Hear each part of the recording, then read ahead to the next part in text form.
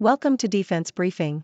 The content of the briefing includes: U.S. spy drones may be relocated from Kagoshima to Okinawa. Floods kill at least 31 in India's Himalayan northeast after lake bursts through major dam. EU leaders to debate economic security amid global tensions. Colorado funeral home with green burials under investigation after improperly stored bodies found. EU looks to the future at summit on migration and enlargement. U.S. spy drones may be relocated from Kagoshima to Okinawa. Japan Times. The Japanese and U.S. governments are considering relocating the U.S. military's MQ-9 Reaper reconnaissance drones from Kagoshima Prefecture to Okinawa Prefecture. The move is aimed at strengthening surveillance around the Nansei Island chain, where Chinese military vessels have been increasing their activities. The transfer is expected to take place as early as November. Floods kill at least 31 in India's Himalayan northeast after lake bursts through major dam. The Globe and Mail. At least 31 people have died and thousands have been displaced after ice-cold floodwaters swept through mountain towns in India's Himalayan northeast. The flood began after midnight on Wednesday when the waters of a glacial lake overflowed, cracking open a hydroelectric dam and cascading through towns in the valley below. The flood is the latest in a series of deadly floods to hit northeast India over the past year due to heavy monsoon rains. The flooding has been attributed to climate change and the melting of glaciers in the region. EU leaders to debate economic security amid global tensions. Reuters. European Union leaders will discuss ways to enhance the bloc's competitiveness and reduce reliance on third countries, particularly China, at a summit in Grenada. The meeting will help shape discussions on European Commission proposals to tighten control on exports and outflows of technologies with potential military applications. The EU executive plans to assess the risks to the bloc's economic security linked to advanced semiconductors, artificial intelligence, quantum technology, and biotechnology. The debate will also cover the harmonization of national security policies and the openness of European markets to foreign companies.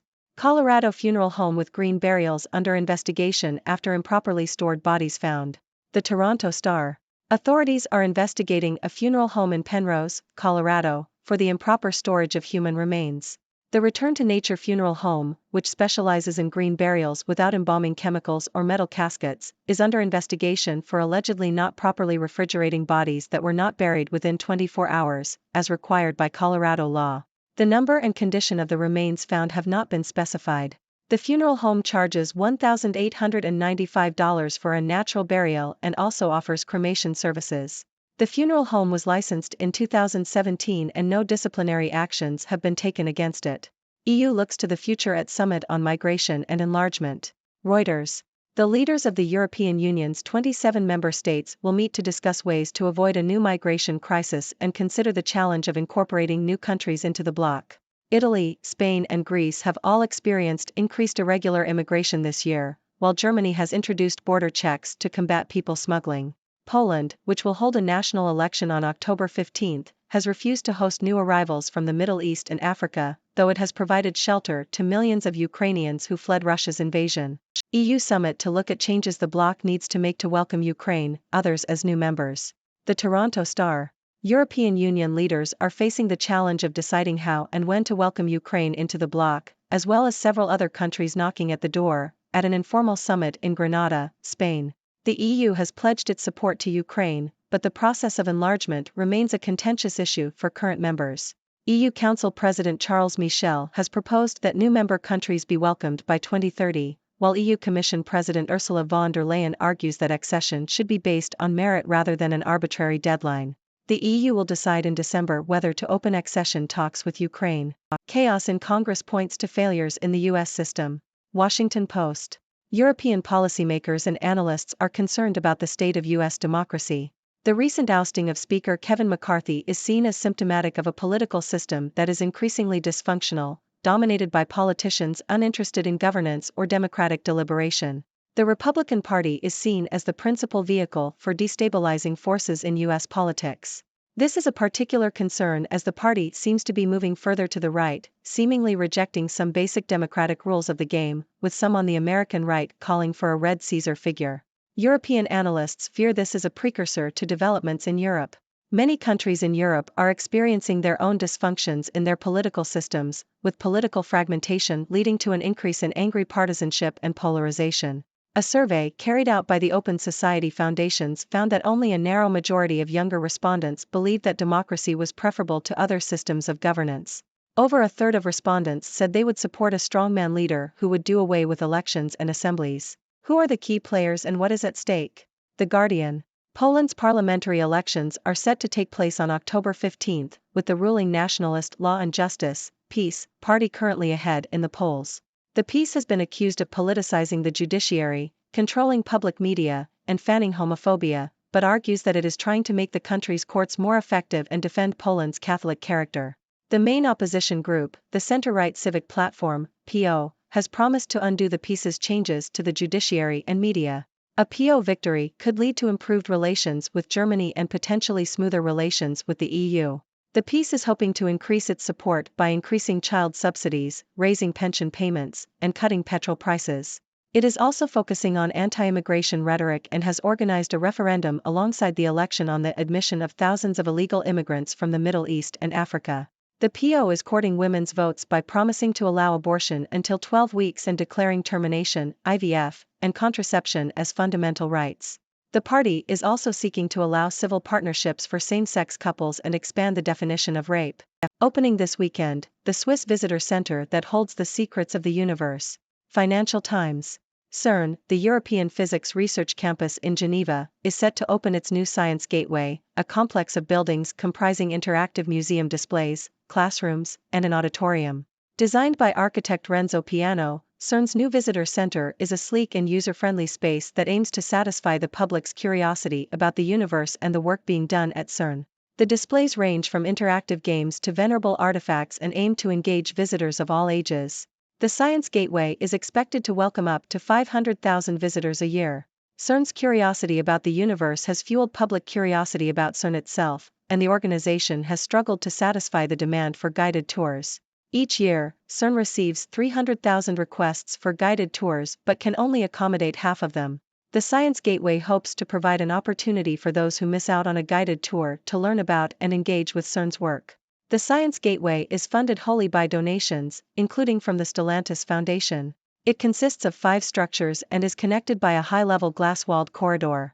The displays cover topics such as CERN science, the journey of particles from the Big Bang to the present day, and the quantum behavior of particles. The Science Gateway also includes an auditorium, classrooms, and a cafe. Green bashing in Bavaria, German parties face voters' reckoning. Financial Times. The Green Party in Bavaria is facing hostility, threats, and physical violence as it campaigns for the upcoming state elections.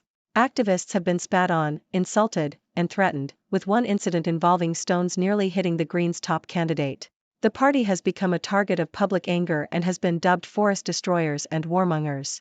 The hostility has been fueled by a targeted campaign of disinformation, with the Conservative Christian Social Union, CSU, leader Markus Söder making green bashing a central theme of his campaign. The Greens have been accused of lacking a Bavarian gene and their policies have been criticized for being ideological and out of touch with society. The party has also faced criticism for its support of a law to phase out gas boilers and replace them with heat pumps.